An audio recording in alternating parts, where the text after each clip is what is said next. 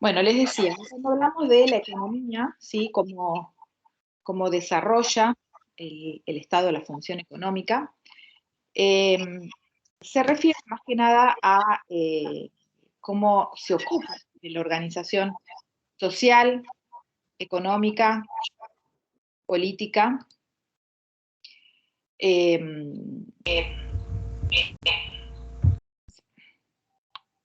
que está conformada por un conjunto de instituciones que forman el Estado y que tienen el poder de regular la vida comunitaria y cotidiana de todo el país. Eh, y esto es de carácter universal y obviamente que para hacer todo esto tiene una determinada autoridad. Eh, es importante la existencia de este poder del Estado porque lo que hace es cuidar los intereses de los ciudadanos y eso lo hace por medio de las leyes y de aquellas condiciones que necesita para que el país pueda crecer y, dada un poco la importancia de la economía, puede ocuparse también de la producción de todas aquellas necesidades que eh, interesan al ser humano y que están determinadas en funciones económicas que ahora vamos a ver a continuación. El Estado va a ser responsable de adaptar el marco jurídico institucional ante cambios socioeconómicos. Entonces, ¿qué es lo que va a hacer? Se va a ocupar de la asignación, de la redistribución y de la estabilización. Asignación quiere decir que va a repartir los recursos y va a corregir las fallas de mercado. Con respecto a la redistribución, va a redistribuir impuestos y subsidios, y con respecto a la estabilización, va a estabilizar precios y buscar el crecimiento económico. Con respecto a los recursos públicos, ¿sí? Los recursos públicos serían los ingresos, ¿sí? Y los recursos que va a generar el Estado a través de los impuestos, de los diferentes tributos, las tasas, las contribuciones especiales o mediante alguna actividad económica que posee el país. Con respecto al concepto de recurso público, podemos decir que la clasificación de los recursos públicos va a permitir identificar las características distintivas de los medios de financiamiento de los que va a disponer el Estado para desarrollar sus actividades. Y acá se van a agrupar según el origen y la naturaleza, a los fines de cuantificarlos y analizar sus efectos, ¿no? Y esto sería para alcanzar niveles de conocimiento que resulta conveniente organizarlos en categorías homogéneas, que permitan una mejor lectura e interpretación de los hechos ocurridos y de las consecuencias. La finalidad de estos recursos públicos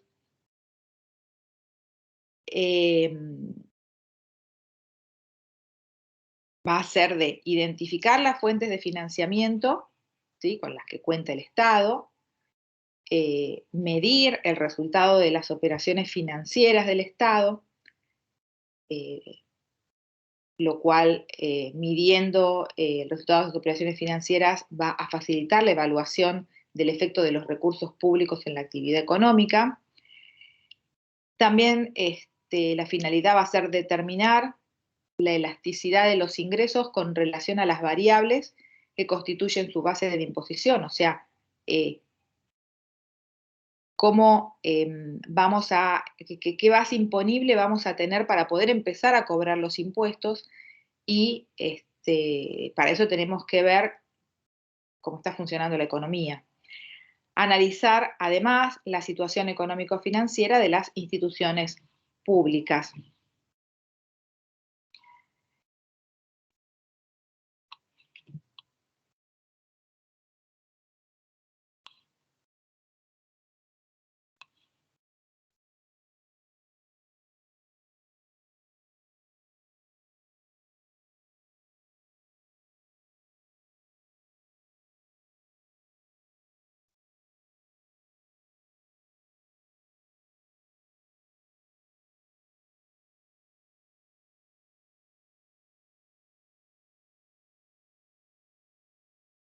Hola. ¿Escucha? Profesora, no se escucha. Yo no escucho nada. Ah, ahí está, se me había cerrado el micrófono, sin darme cuenta, sí. Sí, gracias por avisarme. Les decía que hablando de la clasificación de los recursos por su carácter económico, vamos a tener los que se clasifican en corrientes de capital y fuentes financieras.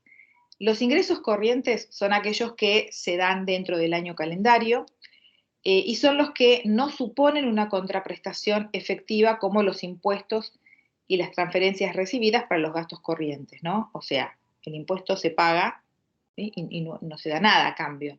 Y las transferencias recibidas tampoco, ¿sí? Son transferencias de dinero sin una contraprestación a cambio. Después tenemos también los provenientes de la venta de bienes o de la prestación de servicios, como el cobro de tasas, derechos, contribuciones a la seguridad social.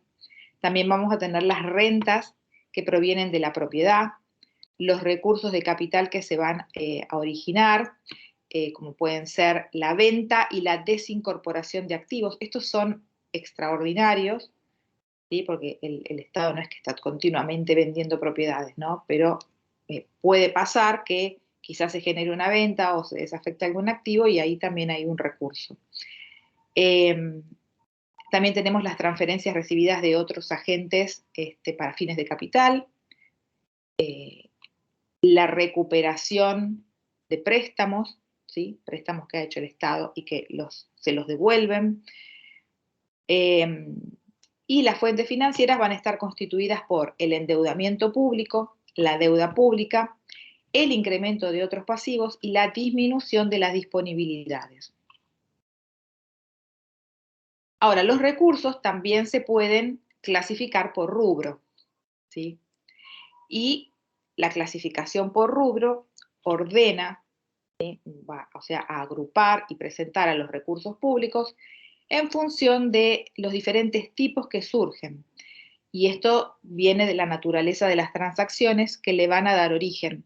Entonces, la clasificación de los recursos por rubro se van a distinguir los que provienen de fuentes tradicionales como los impuestos, las tasas, los derechos, las transferencias, los que proceden del patrimonio público, como la venta de activos, de títulos, de acciones, de rentas de propiedad, y los que provienen del financiamiento, como el crédito público y la disminución de disponibilidades. Todos estos se agrupan en un catálogo de partidas. Vamos a ver ahora específicamente de dónde va a buscar los recursos el Estado. Un hecho es que todos debemos tributar, lo que comúnmente se conoce como pagar impuestos. Pero esta definición no es muy exacta, porque los impuestos son solo una de las modalidades tributarias, es decir, todo son tributos, ¿sí? Todos. Y acá adentro vamos a tener prestaciones patrimoniales obligatorias que se tienen que hacer a las arcas del Estado, ¿sí? Que nosotros tenemos que pagar al Estado. Pero las hay de tres tipos. Hay tres tipos de ingresos públicos. Tenemos los impuestos, las contribuciones y las tasas. Vamos a ver cuál es la diferencia de unas con otras. El impuesto, que es el primero, son cantidades económicas que se pagan en dinero y que ingresan al Estado. Y eso es por ley y en función de la renta, ¿sí? En base a la capacidad contributiva. También puede ser en base al consumo, en base al patrimonio del contribuyente, sin proporcionarle una contraprestación directa alguna. O sea, no hay nada a cambio, es impuesto, ¿sí? De imponer. Se impone por ley y uno tiene que pagarlo. Es simplemente una obligación tributaria y la declaración de la renta es el procedimiento para el pago del impuesto de los ciudadanos. Pero, por ejemplo, no sé, el IVA es otro ejemplo de este tipo de tributos, ¿sí? De los impuestos. Después tenemos las contribuciones. Las contribuciones, en cambio, son tributos cuya obligación se deriva de la obtención de beneficios especiales, individualizados y derivados de las inversiones del Estado en obras públicas, prestaciones sociales, salud y otras tantas actividades. Y con estas acciones públicas se produce un aumento de valor de la propiedad del contribuyente. Y es a cambio de ello que el Estado exige el pago de una contribución. Por ejemplo, una de las contribuciones sería el impuesto inmobiliario. Y por último tenemos las tasas. La tasa es un tributo que se caracteriza porque la actividad asumida por el Estado, ¿sí? Es una actividad que asume el Estado, y que genera la obligación tributaria del contribuyente. Y esto afecta o beneficia especialmente a determinados sujetos. En este caso, la cuantía de la tasa no va a depender de la renta del afectado, sino que se relaciona con el costo del servicio o la valoración del beneficio que se obtiene por la cesión del aprovechamiento especial del patrimonio o de las inversiones públicas. Es decir, que va a depender de la prestación del servicio por parte del Estado. El Estado presta un servicio y nosotros a cambio pagamos una tasa. Las tasas, por ejemplo, puede ser la de ABL, ¿no? Las tasas por servicios generales, para identificar los tres tipos de tributos.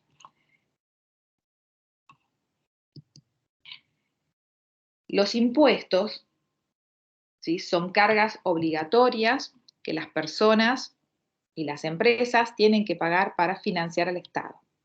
En pocas palabras, si no existieran los impuestos, el Estado no podría funcionar. O sea, esto quiere decir que no tendría fondos para financiar, no sé, la construcción de infraestructuras como aeropuertos, puentes, prestar servicios públicos como sanidad, educación, defensa, o aquellos sociales, ¿no? Como desempleo, prestaciones por invalidez, accidentes laborales. En algunas ocasiones, la base del establecimiento del impuesto se van a encontrar otras causas, como disuadir la compra de determinado producto, por ejemplo, el impuesto al tabaco, o fomentar o desalentar determinadas actividades económicas. De esta manera se va a poder definir la figura tributaria como una exacción pecuniaria forzosa para los que están en el hecho imponible, ¿sí? O sea, para tratar de inducir a consumir o no un determinado bien. La reglamentación de los impuestos se va a denominar sistema fiscal o fiscabilidad.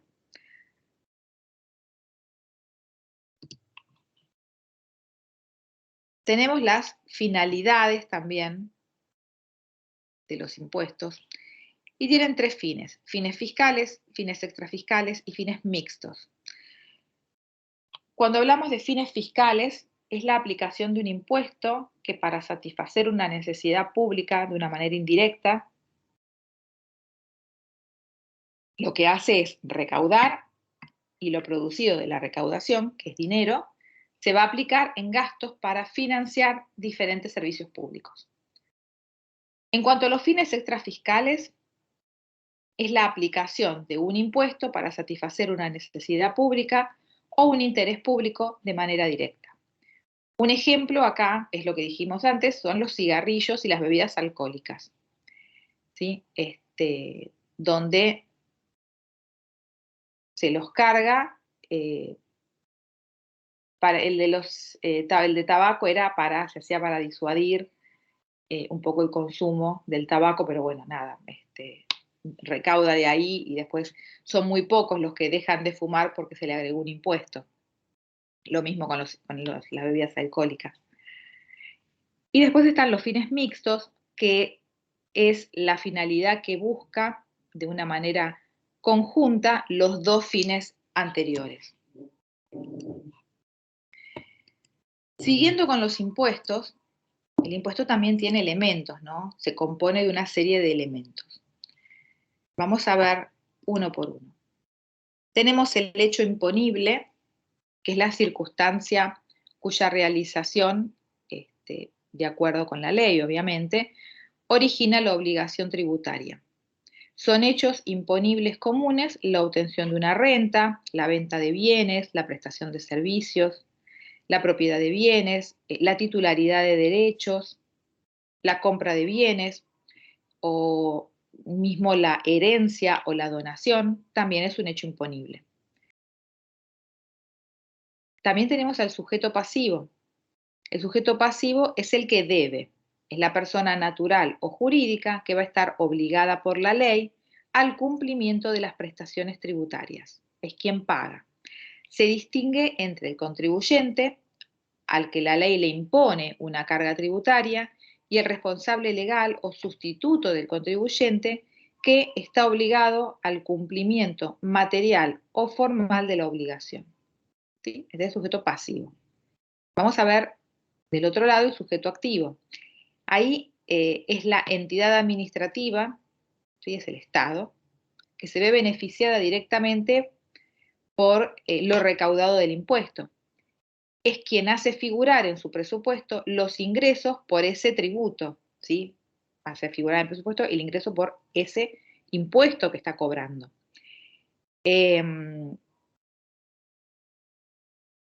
Y acá tenemos diferentes tipos, ¿no? Puede ser municipal, provincial, nacional, que es en base a cómo se hace la recaudación.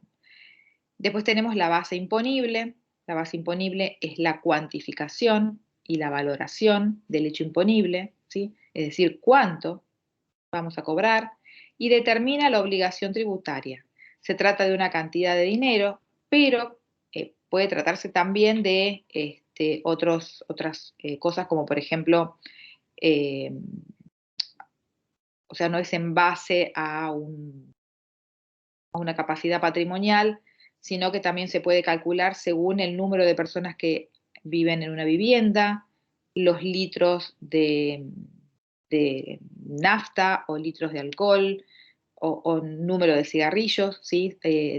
La base imponible no solamente es una base monetaria, sino que hay otros tipos de base imponible. Tipo de gravamen, y acá es la proporción que se aplica sobre la base imponible con el objeto de calcular el gravamen. Y ahí esa porción puede ser fija o puede ser variable. Después tenemos la cuota tributaria, que es la cantidad que representa el gravamen.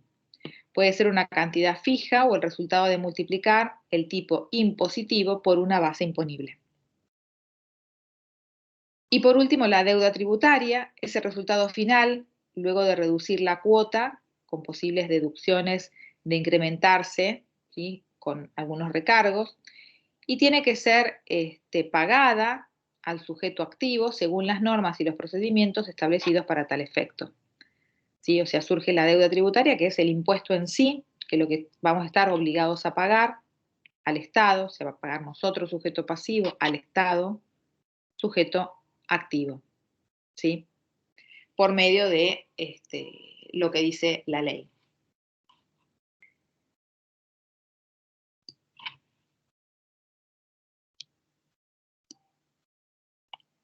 Aparte también tenemos los principios tributarios. Los principios tributarios son los que rigen la imposición de toda carga contributiva por parte del Estado a sus habitantes. Y estos son límites al poder discrecional estatal. O sea que se asegura mediante la colaboración de quienes más tienen los derechos de todos. Esta solidaridad forzosa a la que se ven incluidos quienes tienen ingresos que exceden sus necesidades básicas. Este es uno de los principios tributarios, ¿sí? Hay gente que paga más impuestos en base a su capacidad contributiva.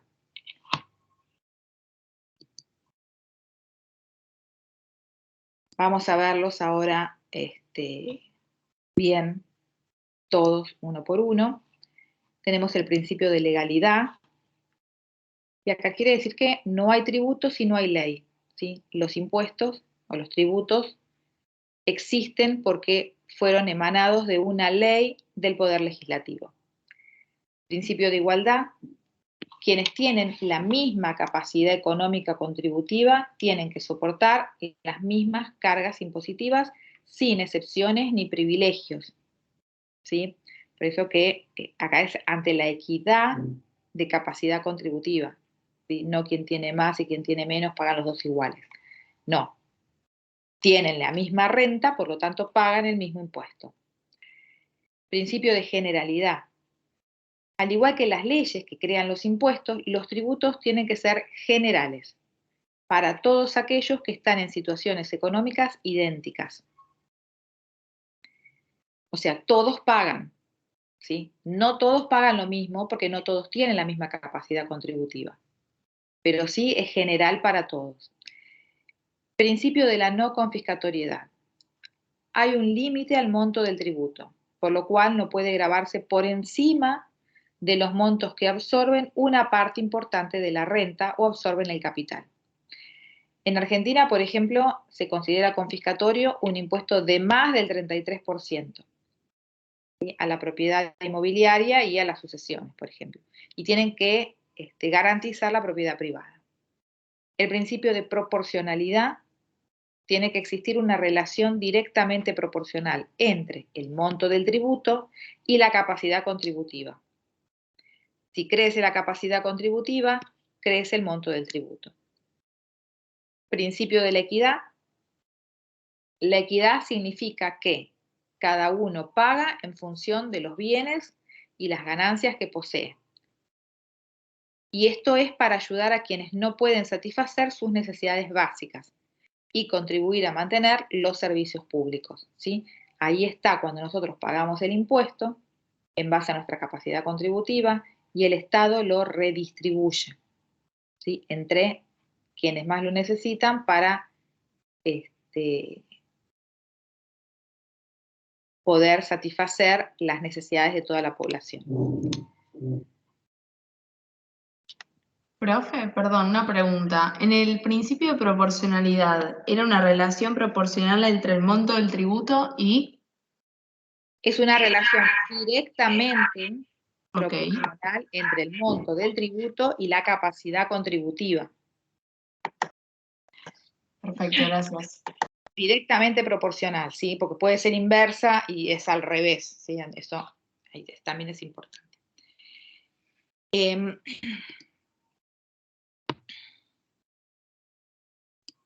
Tenemos también la Ley de Coparticipación Federal.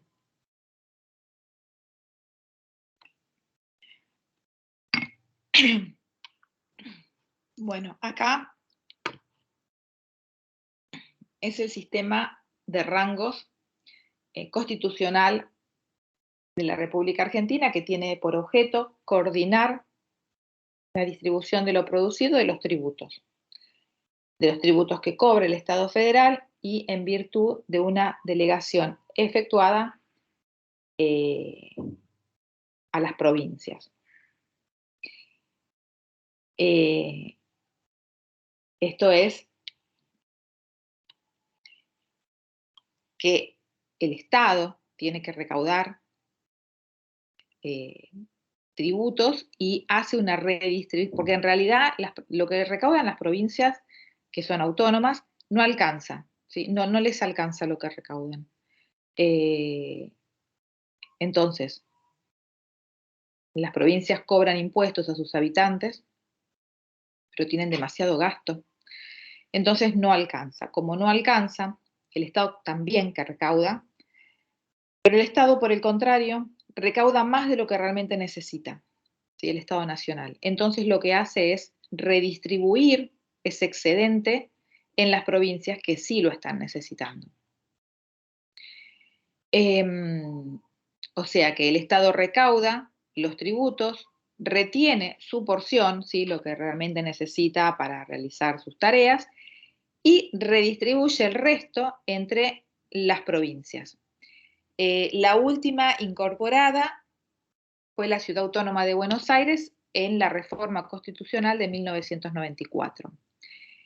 En cuanto a las pautas de distribución, la Constitución establece que deberán adoptarse criterios objetivos de reparto que expresen una relación directa entre las competencias, servicios y funciones a cargo del gobierno federal, los gobiernos de las provincias y la Ciudad Autónoma de Buenos Aires. Tienen además que hacer que esa distribución sea igualitaria, solidaria y tendiente a lograr un grado equivalente de desarrollo, de calidad de vida y de igualdad de oportunidades en toda la nación. Sí, eso es lo que busca, porque quizás hay provincias más ricas y provincias más pobres. Esta redistribución lo que busca es de igualar esas desigualdades. Existe una distribución primaria, la distribución primaria de los tributos coparticipados.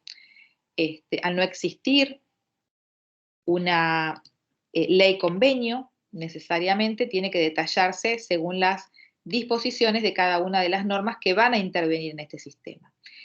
En este caso vamos a tener la ley 25.570, que va a establecer que la distribución primaria de los recursos a partir del 1 de marzo del 2002 va a ser de acuerdo al esquema que es el siguiente.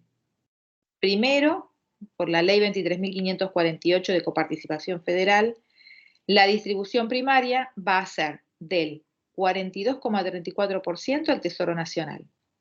O sea, el 42,34% se lo queda el Estado Nacional. El 56,66% va distribuido en las provincias.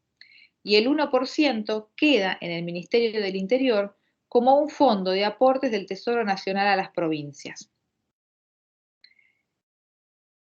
No obstante, obviamente, la masa de impuestos coparticipables, el Estado Nacional retiene por dos leyes, ¿sí?, que es la 24.130 y la 26.078, el 15%, para atender el pago de obligaciones previsionales nacionales y otros gastos operativos. Además, existe también algunos impuestos, que es un mecanismo de distribución previo a lo que se señaló, que se detalla, ¿sí? Acá lo tenemos nosotros como, acá lo tienen ustedes como, son estos: impuesto a las ganancias, impuesto al valor agregado, impuestos internos, y acá tienen cada una de las leyes de estos impuestos internos, y dentro de estos impuestos internos no están los seguros y los impuestos a la transferencia de inmuebles de personas físicas y sucesiones, que están dentro de la 23.905, título 7. Aparte está el gravamen de emergencia sobre premios determinados sobre juegos de azar, concursos deportivos, bajo esta ley, la 20.630, y las modificaciones, y por decreto, ¿sí? Cuando la ley, a veces la ley estipula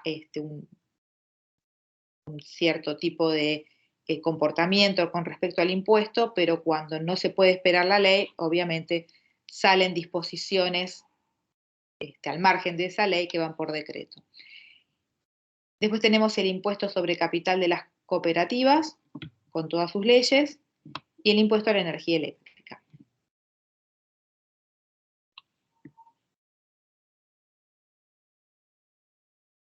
Hay también otra serie de impuestos, ¿sí? Los vamos a nombrar, no hace falta que esto lo estudien, ¿sí? No es necesario, pero, por ejemplo, tenemos impuestos internos, seguros. Vieron que los seguros les dije que en la anterior no estaban incluidos, ¿sí? Acá, excepto seguros, ¿sí? Impuestos internos, ley 24.674, excepto seguros. Bueno, los seguros están dentro de la otra ley, y el producido del impuesto sobre las primas de los seguros que se contraten se va a destinar al Tesoro Nacional. Tenemos también el impuesto sobre los videogramas grabados, y acá ¿sí? Todo lo que es cine, cortometraje, videos en general, se destina al Fondo de Fomento Cinematográfico. El impuesto a las entradas de espectáculos cinematográficos se destina al Fondo también de Fomento Cinematográfico. Fondo especial del tabaco, ¿sí? Los importes recaudados por esta ley se van a destinar a reintegrar parte de los impuestos que generan a la actividad de los productores tabacaleros, a la obra social de esos trabajadores y a otros destinos afines. El impuesto de los pasajes aéreos se destina a la Secretaría de Turismo. Y luego tenemos el régimen simplificado para pequeños contribuyentes, que es el monotributo. También está el adicional de emergencia sobre cigarrillos, que se destina a la Administración Nacional de la Seguridad Social, o sea, al ANSES. El impuesto de créditos y débitos de la cuenta corriente bancaria, el impuesto sobre el gasoil y el gas licuado para uso automotor, el recargo sobre el gas natural y el gas licuado de petróleo, y el impuesto a la transferencia o importación de naftas y gas natural, destinado a GNC. Todos estos son todos los impuestos que cobra el gobierno nacional y dónde van a terminar cada uno de ellos.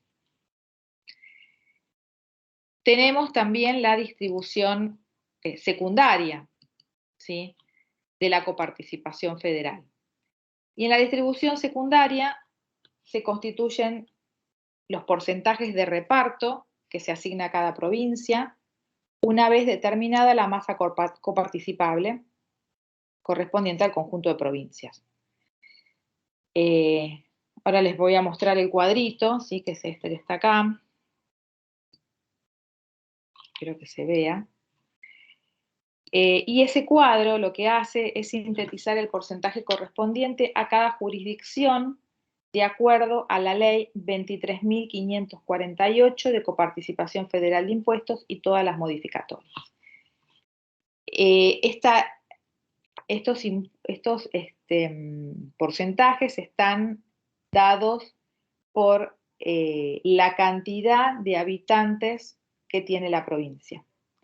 ¿Sí? Entonces vemos que provincia de Buenos Aires tiene el 21,3%, Cava tiene 1,9%, Córdoba, que es otra de las provincias densamente pobladas, el 8,4%, Santa Fe, 8,7%, Tucumán, 1,6%, Tierra del Fuego, 1,3%, Santa Cruz, 1,7%, La Pampa, 1,9%, Chubut, 1,8%, ¿sí? Y ahí tienen todos los porcentajes. ¿Alguna duda hasta acá?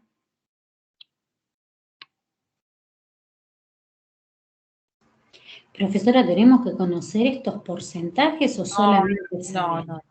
Lo que ustedes tienen que saber es que estos porcentajes corresponden a la cuota coparticipable, ¿sí?, de la Ley de Coparticipación Federal y están calculados en base a la población de cada una de las provincias. Cantidad de habitantes, bien. A la cantidad de habitantes, sí. Sí, porque lo que trata, como dijimos antes, es de equiparar las desigualdades. Entonces, justamente las desigualdades para las personas que habitan esas provincias. Entonces, le voy a dar en base a la cantidad de habitantes que tiene y así todos van a tener un ingreso equitativo. Bien.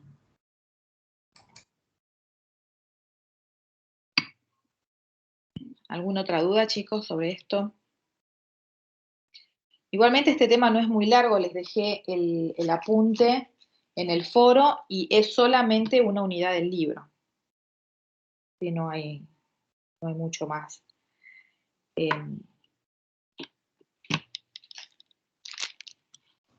Son básicamente todas esas cosas que uno ve, no sé, en las etiquetas, en las entradas al cine, qué sé yo, que uno no sabe bien a dónde va, es como... Y la de la entrada del cine es la más clarita, es la que más nos podemos acordar, porque si uno la da vuelta, atrás tiene una serie de cosas escritas, y está la ley. Sí. La ley que dice a dónde va el dinero que uno está pagando. sí, es tal cual, es así. Todo tiene su finalidad. Uno paga la entrada del cine y la paga para fomentar, justamente es eso, es el fomento de la actividad cinematográfica del país.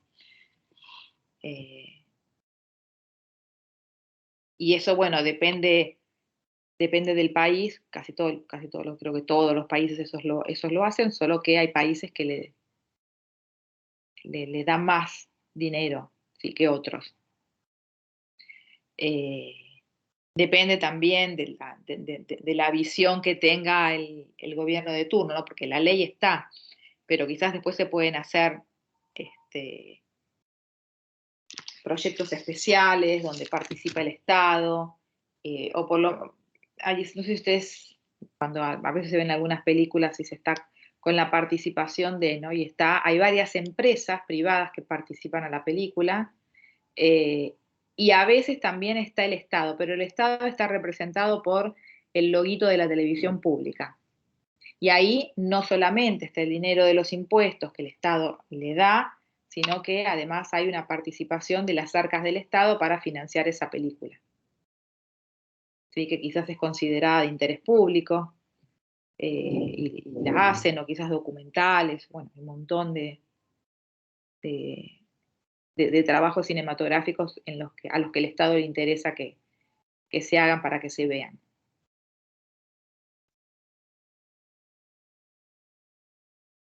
Bueno.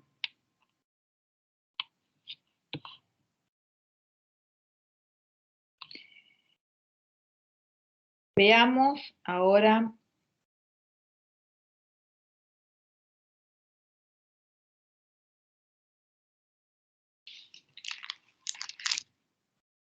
un poquito el cronograma.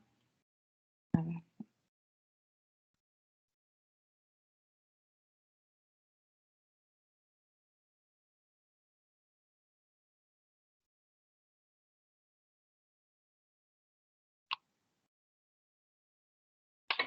Cómo nos queda el cronograma para las próximas clases, sí, nos queda cada vez menos. La clase que viene, que es el 9, tenemos la banca y el dinero, y la del 16 es la última.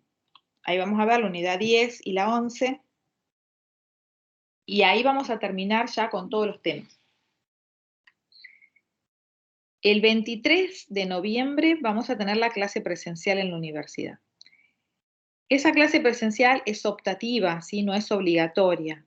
La última vez que se va a tomar lista va a ser el 16 de noviembre. O sea, las próximas 2 clases vamos a tomar lista, y ya basta. ¿Sí? La del 23 de noviembre es una clase sobre dudas, y si no tienen dudas, no están obligados a ir a la universidad. La clase va a ser en el horario que nosotros tenemos la clase acá, ¿sí? De 16 a 18. Todavía no tengo el curso, cuál va a ser el número de aula que vamos a tener, así como tampoco tengo el número de aula para el segundo parcial. Apenas lo tenga, obviamente se los comunico. Y bueno, el 30 de noviembre tenemos el segundo parcial, siempre a la misma hora de esta clase, de 16 a 18 en la universidad, en el aula que nos van a dar. Y lo mismo para el recuperatorio, que es la semana siguiente, el 7 de diciembre, donde ahí también es recuperatorio y notas finales. ¿Sí? El recuperatorio ustedes lo dan, también es escrito, se corrige en el momento, esperan afuera, se corrige en el momento, y ahí ya quienes fueron a recuperatorio, en ese momento se le dan las notas finales. Quienes no fueron a recuperatorio, obviamente ya lo saben, desde el 30 ya están informados y ya terminan. ¿Sí? Así que bueno, ese es el programa de acá en adelante. ¿Alguna duda? ¿El examen va a ser escrito y a desarrollar o a desarrollar?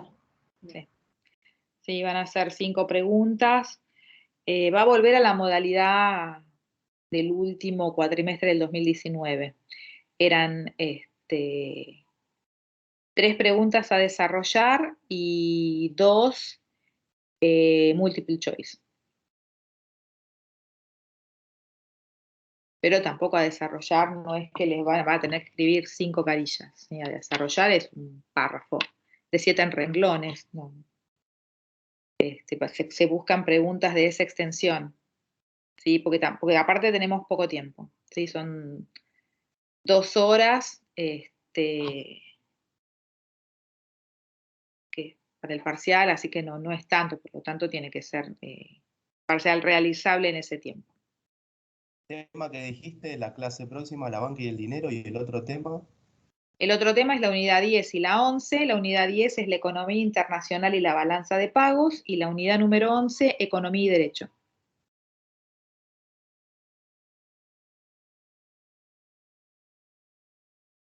Eso es lo que se viene, lo último.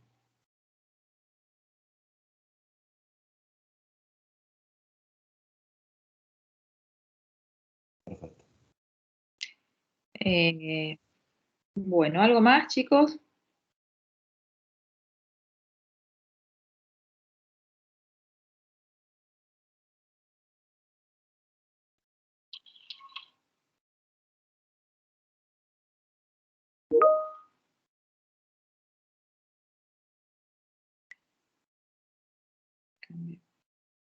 Ok.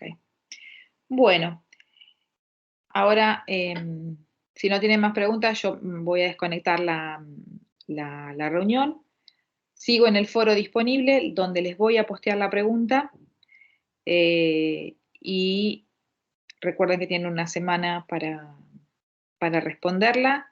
Cualquier duda que tengan, me la mandan por mensajería, ¿sí? Que ahí les doy enseguida la respuesta. Les repito, en el foro se pierde. No, esperen que... Aguarden un segundo.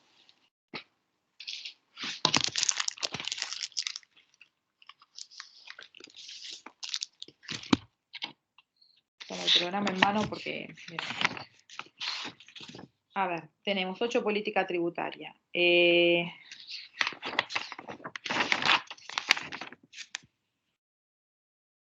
Capítulo 17. Demanda agregada a través de la política fiscal. Es el único capítulo que tiene esta unidad.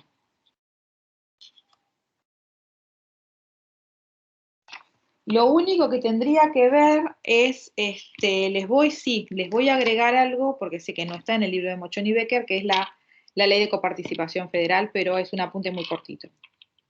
¿Sí? Y aparte es muy fácil, esta ley es muy fácil, no es más de lo que se dijo en clase. ¿Sí? Pero lo tienen que tener bien armado para poder estudiarlo. Nada más que eso.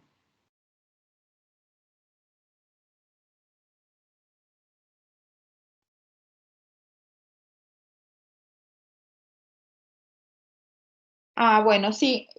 A ustedes Intraconsulta les habla más de lo que nos habla a nosotros, evidentemente.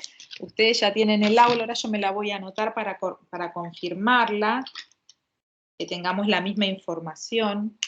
Ahora, esa aula, claro, no sabes si es para... Listo, yo ya la anoto. 421.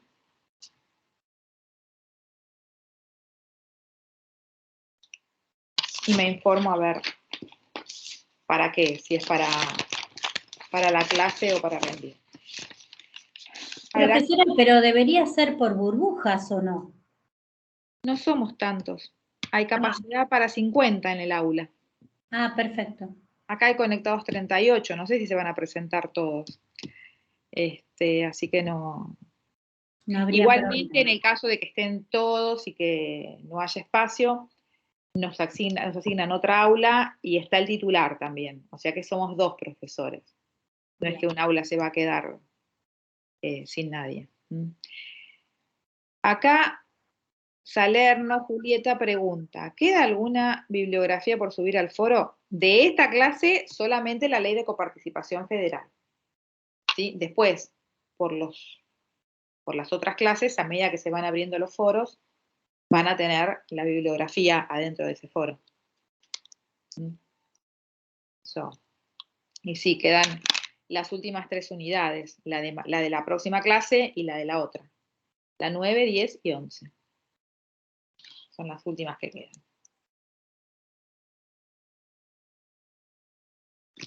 ¿Algo más, chicos?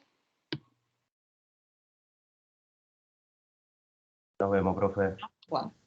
Bueno, listo, chicos.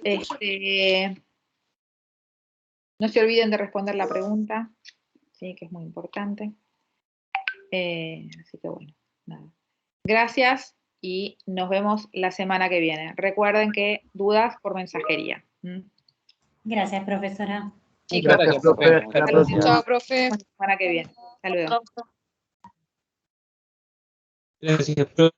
Hasta la semana que viene.